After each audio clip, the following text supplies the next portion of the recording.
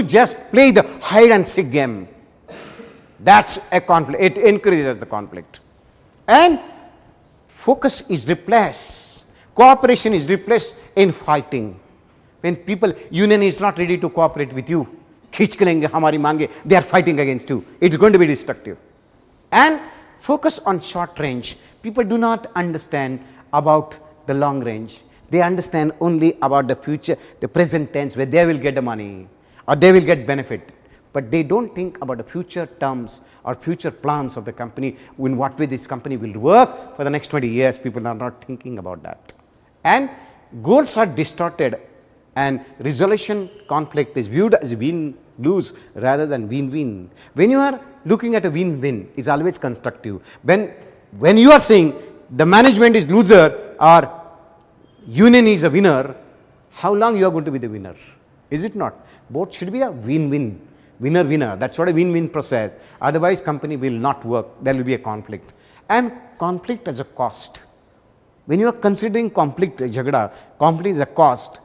We consider conflict is a capital, because such a kind of people are there with us who have that ideas. When you consider it as a cost, it's going to be destructive. When you consider it as a capital, it will be constructive. And sources of disequilibria. Disequilibria means the change. If the change is for good, it is constructive. If change is for bad, it is destructive. Clear? Clear with this? Now, and when these conflicts are taking place, in what way we want to solve that particular issue? Conflict management strategies are what? See now, here reduction of in interdependence, where people are interdependent on each other in any process. Why not to give autonomy, give them the freedom by which they can work on their own? Or it's a reduction in shared resources. Some resources are being used by a lot of people, go on giving them their infrastructure to each and everybody. So there should not be any kind of interdependency. People will be happy, no conflict will be there. And exchange of personnel, go on giving the job rotation, by which every person will understand every job. So there will not be any difference of opinion.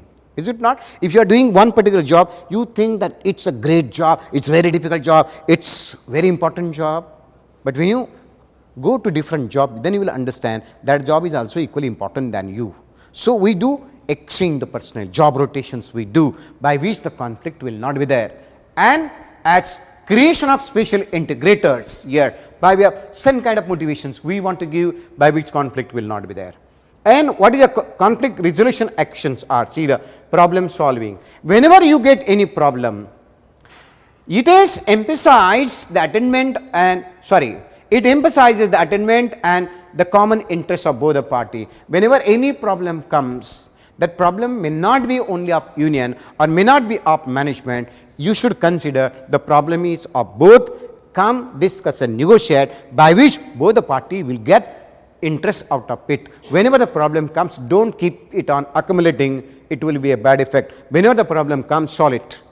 And as the avoidance is, when some of the issues are not that important, avoidance strategy is okay.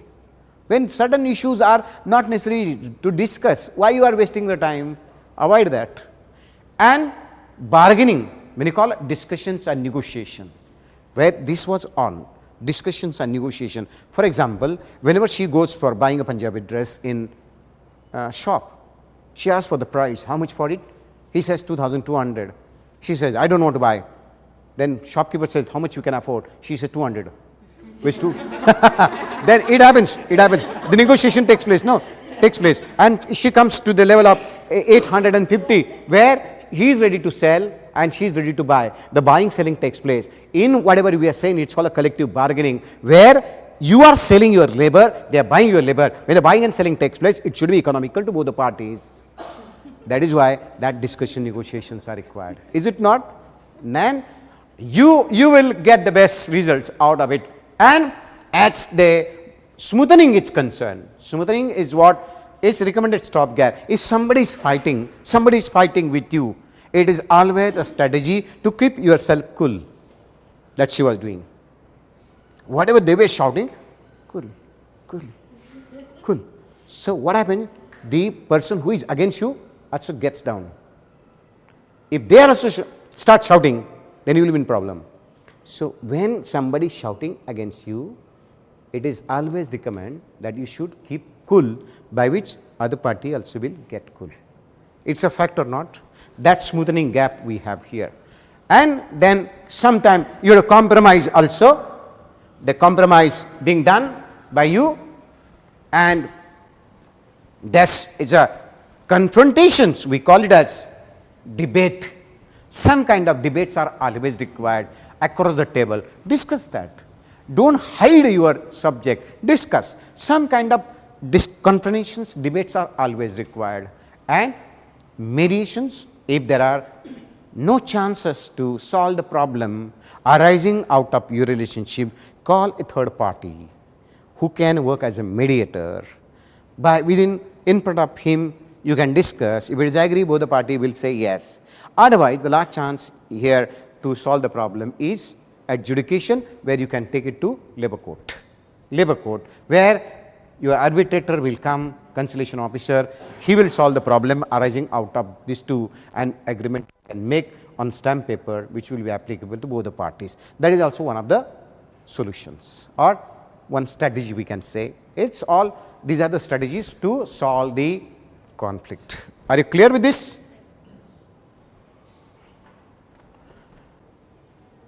See, the next topic we have the management of change. First of all, it is necessary to understand what is a change. Change is that which never changes. It is constant. Any variation in or deviation from day-to-day activity which leads to disequilibria means the change. Like, change refers to any alteration in an existing system or in a total work environment. Generally, people are accustomed to enjoy their way of life. We call it as status quo. Any variation in or deviation from that life leads to disequilibria means the change. Now, the organizational change involves disequilibria in the situation and the environment in which people and the group exist. Change occurs every now and then. How the change occurs? See now, as you run the company, that company is being affected by a number of factors which is at external level. We call it as macro level. External factors we have here, and there are certain micro factors. We say it is a internal factor. These macro factors are uncontrolled. You have to accept it. There is no any other opinion. Whereas internal factors are concerned, you can manage that, but you cannot avoid that. Is it? So all internal and external changes, the factors will knock your door. Please open the door, Lord, open the door, let me come in. And you have to understand what kind of changes are knocking your door at external, in external environment, and what are the internal environment, those who are knocking your door. If you are not able to open the door, the change will be accepted by somebody else, and existence of your company will be in danger. That is why it is necessary to understand what are the determinants of the change in an external and internal way. We have to find out that. Now see, as the external environment you have here, as these social cultural environment get changed every now and then. Your company started in 1970 where the social culture was different. Now entire different market is different. Social environment is completely changed.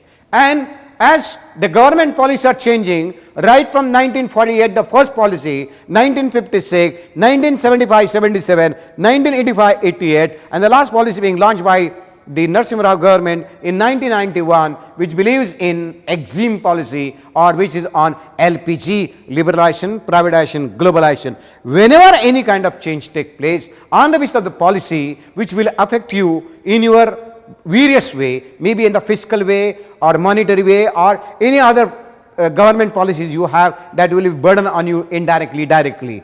So you have to accept that. The political factor today is a Congress, tomorrow BJP comes in power, if they introduce a new change or new policies, you cannot say no. Or economic changes are taking place where there is a inflationary tendencies that are there, a recession is on, you cannot say no to that, and some kind of technological development is there. What is new today becomes old tomorrow. Is it not? You are, she is saying, I am an expert in COBOL. That language was in 1980. Even though today she is saying COBOL. Madam, there is no COBOL, there is a plus, minus, Oracle, whatever it is. Even though she says COBOL. Who will ask for her? There is some kind of technological developments are taking place every now and then. And changes in human being, their expectations are different. Their tastes and habits are different. Is it not?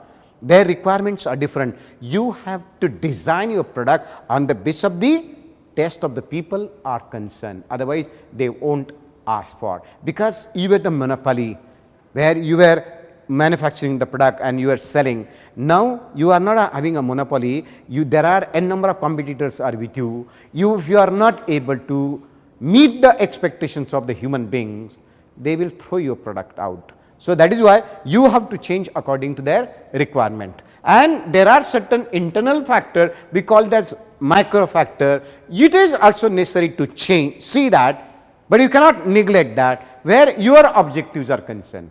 Your objective being set in 1980, you can make some kind of modification, or you can go for diversification, or you go for expansion program, that's in your hand, but you cannot say no to that. You have to see that. And as price of raw material, if at all, price of the raw material gets changed, where that particular price definitely is going to make some kind of impact in your manufacturing process. If the price of raw material is more, you are going to buy, what will be the cost of, what will the price of the selling price will be increased or not. If at all selling price gets increased, the customer will shout. Again, some kind of adjustment you have to make, that instead of that petrol is a raw material, whether I can use the kerosene or use some other product or not, that also can be checked. And decline of production and profit, day by day production is declining, because our company do not have that kind of high technology where she was shouting at us, is it not? Where the profit is going down, how long this company can work? And interpersonal relationship between management and union, where it's not sound enough, there's chances where the strike can take place, or some kind of grievances we have, or insufficiency of executive, people working at a different level are not good enough by which company can grow. They are not good enough as far as their technology is concerned, or they are not having that effectiveness, or customers' pressure on quality and quantity. Nowadays, customer dictates the term, is it not? I want this quality. Is it possible? No, I can go to her. Your business is in danger. And as unionism, we have seen unionism, where whatever you say, people are going to go against, because they want to have the status quo, they don't like to break their existing systems. Now, why do people resist the change? Like we have seen the company has to change because a number of factors are affecting them, and you have to change. People do resist, like union people, you are resisting the change. On what basis you resist the change? That's reasons are being given. First, logical reasons are there, time required to adjust. Whenever any new change comes, it takes time to get along with that. Is it not? I have to put a lot of effort in that. So, why to say yes to new change is better say no, or it's extra effort to relearn. I have to learn many more things, because it's not an old thing where I was practicing, it's something new. I have to put extra effort. Possibility of less desirable condition such as a scale downgrading. You know, if the new change comes, if I am not ready to accept, and if she accepts, she will become my boss. So, I will be down. That is a fear of scaling downgrading. I am a manager right now, she will become manager, and I have to report to her because she had that new skill I will not have. That is a fear I have, that is why I say no. And economic cost of change. She always tells me, I am ready to accept the change. What is the difference in this? I said, there is no difference. Why should I change? There is economic cost of change. What will the effect in my own earning? The same way, management is also going to say that. And questioned feasibility of the change. What change is going to be in future? That is always questioned by the union or questioned by employee. What are the psychological results are there? Fear of unknown. The things which you are going to have, I am not aware of it. Why should I say yes to it? That is fear of unknown we have here. And sorry.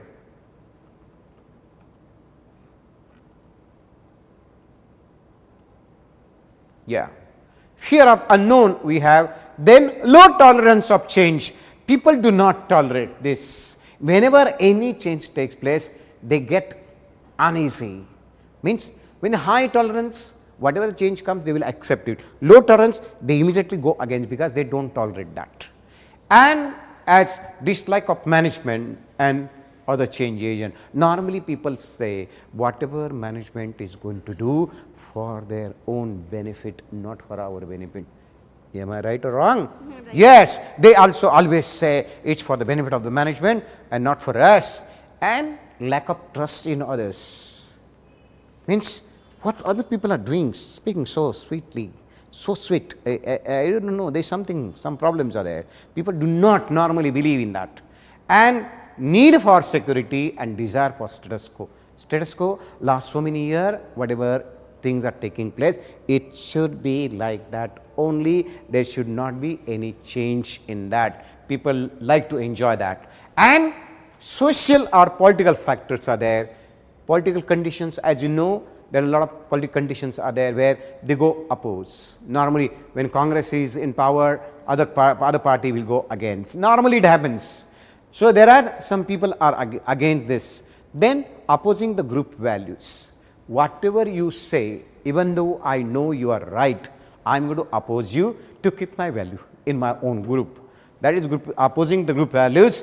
And parochial narrow outlook. Parochial is always with the doubt. You have narrow outlook, that also with the doubt. You know, so people always ask for any change. What change is going to be? Parochial with a doubt, that also narrow. What change is going to be? People do not like to have the change. They always take a doubt in that. Doubt in that, whether it's going to be complementary for us or not. And vested interests, where people do have their own benefit. If the benefit is there, they will say yes. If the benefit is not there, they will say no.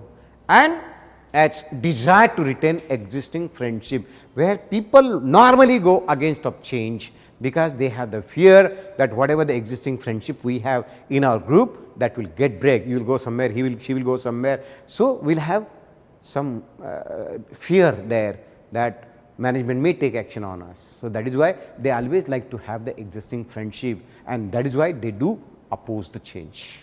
Clear? Now, as that change is concerned, what way you can manage the change? See here, I will go on my own first here. See, when any change agent comes, the catalyst comes, consultant comes, you must be knowing the company called PricewaterhouseCoopers. You must be knowing that. Those who are the consultant in this. PricewaterhouseCoopers or 3 M's, they are the consultants at international level. So, whenever a new consultant comes to you and you are saying that in my company there are the problems where I am not able to manage the change, the change agent, the catalyst will go through the process. His what? Diagnostic, what change is required. He will go through the entire company to understand where you are wrong. Either you are wrong with the manufacturing or with the finance or with the marketing or with HR, with quality control, with R&D. He will try to find out that and then identify the areas of change. If I want to have certain kind of modification, which type of people will, or in which area I will get opposition, rather where people will oppose me or they will oppose the change. Area of resistance we call. Then allocating the responsibility. They have their own consultant, experts into all domain, HR expert, manufacturing expert, marketing expert. They will give them the work right from zero. They will go on analyzing, digging out the information, analyze the information, that responsibility they give, and after that analysis they will develop and implement the strategy that you want to do this, and after doing this, whatever the change take place, they will keep on monitoring that. If once they gone monitoring, that change will get stable, so we can say that we have managed new change.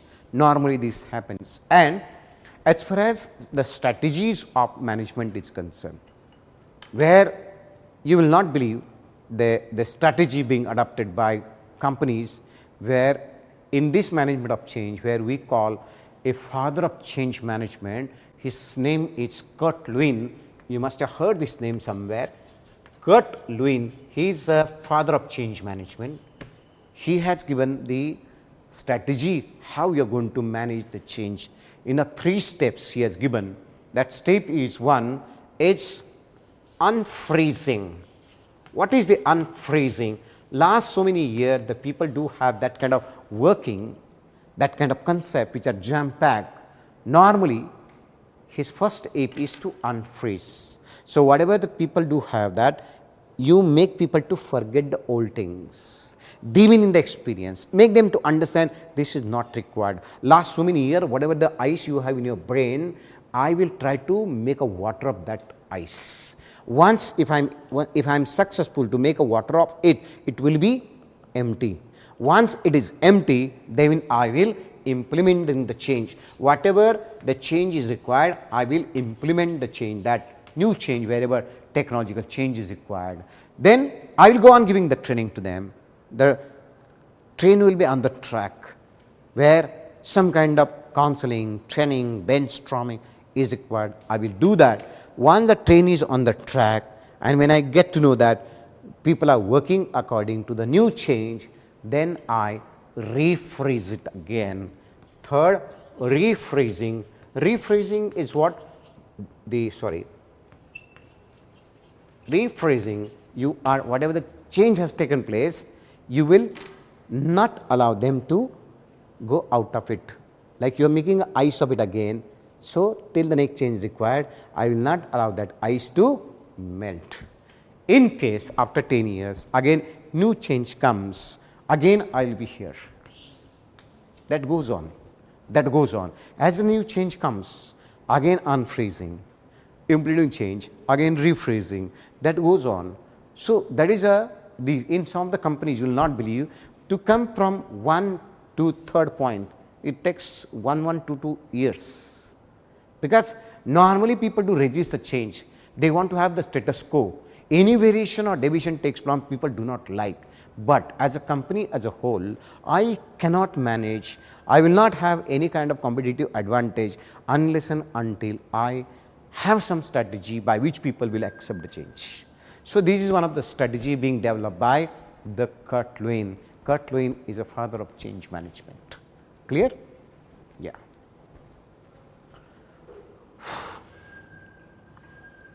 This is over. That ice to melt. In case after 10 years, again new change comes, again I will be here. That goes on. That goes on. As a new change comes, again unfreezing, implementing change, again rephrasing, that goes on. So that is in some of the companies you will not believe, to come from 1 to 3rd point, it takes 1 to 2 years. Because normally people do resist the change. They want to have the status quo. Any variation or deviation takes place, people do not like. But as a company as a whole, I cannot manage, I will not have any kind of competitive advantage unless and until I have some strategy by which people will accept the change. So this is one of the strategy being developed by the Kurt Lewin. Kurt Lewin is a father of change management. Clear? Yeah.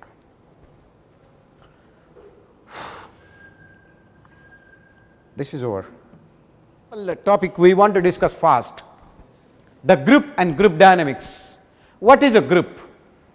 Whenever two or more people come together and they decide to interact, having something in common, we call it as group. Group is always larger in number.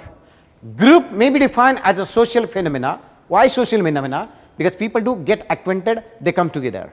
It's a social phenomena in which two or more people decide to interact, share common ideology and perceive themselves as a group. So, in short, group is where two or more people come together, decide to interact, there must be something in common. Like this is a group. What is something in common? Executive MBA is something in common. OB is something in common. That is why they come together. Now, a number of people who interact with one another are psychologically aware of one another and pursue themselves as a group. Now, what are the characteristics of the group are? Definable membership. People of the same area only come together. Is it not? People from different parts or different domain, normally they will not come. People of the same area, they come first together. Definable. Define means what? This is DY Patil group. This is what? Symbiosis group. This is what? This company group. That is defined. Definable membership. And group consciousness. Like what? When you are in the group, you are completely aware that you are doing executive MBA. Are you conscious or not? Conscious, yes. And a sense of shared purpose, like when we are in the group, we always exchange the ideas, views and facts and notes we share. We will not share with outsiders, is it not? And it's a collective identity. Group. Which group it was? KT and Company. KT Company's Employees Union. Can alone she can say KT Company Employees Union? No, it's a collective identity. She cannot be called as a group. When we all come together, it's a group identity. Is it not? That's required. And it's interdependence always. When people are working in a group, they are always having some kind of interdependency. And interactions are always there. What's your name? What's my name? What are you doing? What I do? That is, interactions are always there, and there is a ability to interact in unitary manner. People do not have the ability to interact in unitary manner, they will never come in the group. And what are the types of groups are? Say, what the types of groups are? The first one is a formal or informal group. When you call a formal group, whenever that group is designed on certain official format, their duties and responsibilities are defined. Who should do what is being clear. So, they are made out of some official aspects, and when it is informal, people do come together on the basis of their habits, tastes, something in common. It's nothing to do with the company, but they come